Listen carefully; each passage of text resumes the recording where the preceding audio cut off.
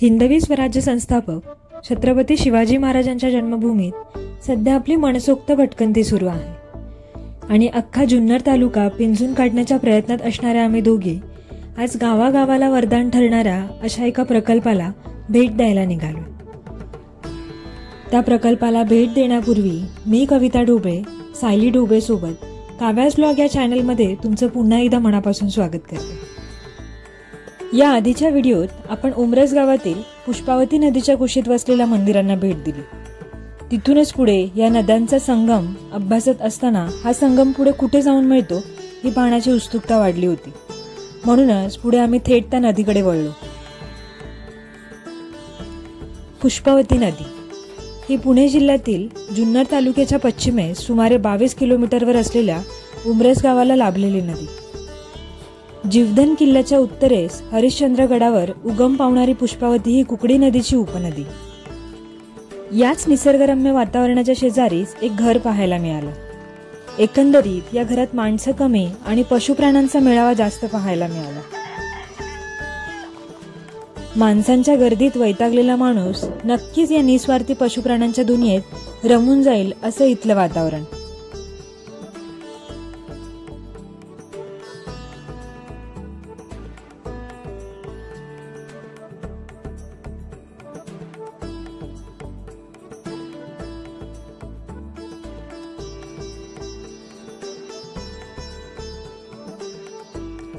आता तुम्ही म्हणाल की या बदकाच्या पायाला ती दोरी बांधून त्याला बंदिस्त का करून ठेवलंय?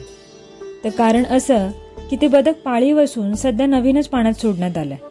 नदीच्या प्रवाहानं ते वाहून गेलं तर त्याचा शोध लागणार नाही, म्हणून काळजीपोटी त्याला बांधून ठेवलंय। आता पुष्पावती नदीच्या सानिध्यातला निसर्ग पाहून मंदिरांचा निरोप घेऊन आम्ही पुष्पावती कुकडी नदीचा संगम पाहायला निघालो। चला तर मग येताय ना सोबत?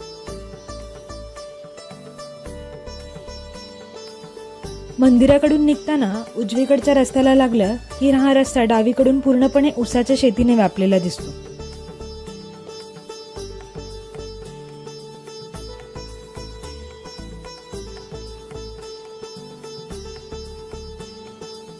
आणि उजवीकडे पुष्पावती व कुकडी नदीचा संगम पाहायला मिळतो आणि मग हीच कुकडी नदी पुढे एडगाव धरणाला जाऊन मिळते।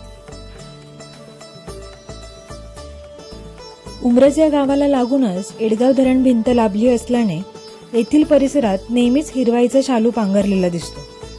चला तर आज आपण निसर्गरम्य जुन्नरमधील एडगाव धरणाला भेट देऊया।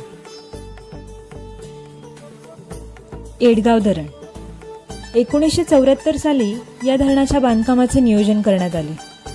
महाराष्ट्रातील जलसिंचन प्रकल्पापैकी महत्वाच्या कुकडी प्रकल्प अंतर्गत बांधण्यात आलेले हे एडगाव धरण जुन्नर तालुक्यातील मावळ पट्ट्यातील कुकडेश्वर मध्ये कुकडी नदीचा उगम होतो आणि याच कुकडी नदीवर एडगाव गावाजवळ हे धरण बांधण्यात आलं। कुकडी प्रकल्पाअंतर्गत 3.5 मिलियन क्युबिक क्षमतेचे हे धरण। सर्वात कमी पाया असलेल्या या धरणाची उंची 97.6 फूट व लांबी 14,800 फूट। व्हॉल्यूम सामग्री जर आपण पाहिली तर ती 1004 किमी पर क्युबिक व एकूण संग्रहण क्षमता 93,430 किमी पर क्युबिक। इथलं विशेष म्हणजे जुन्नर तालुक्यातील माणिकडोह, वडज, डिंबे आणि पिंपळगाव जोगा अशा महत्वाच्या 4ही धरणांचं पाणी हे एडगाव धरणात आणलं जातं। या धरणापासून जवळच ओझर, लेण्याद्री, अष्टविनायक गणपती तसेच शिवजन्म शिवनेरी देखील जवळ आहे। हे धरण आजूबाजूच्या गावच्या शेतीसाठी वरदान ठरलेलं आहे, म्हणूनच जुन्नर तालुका हा शेतीने समृद्ध असा ओळखला जातो। निसर्गरम्य असं माझे स्वर्गीय जुन्नर पर्यटकांना अगदी 3ही ऋतूत फिरण्यासाठी अगदी उत्तम ठिकाण आहे।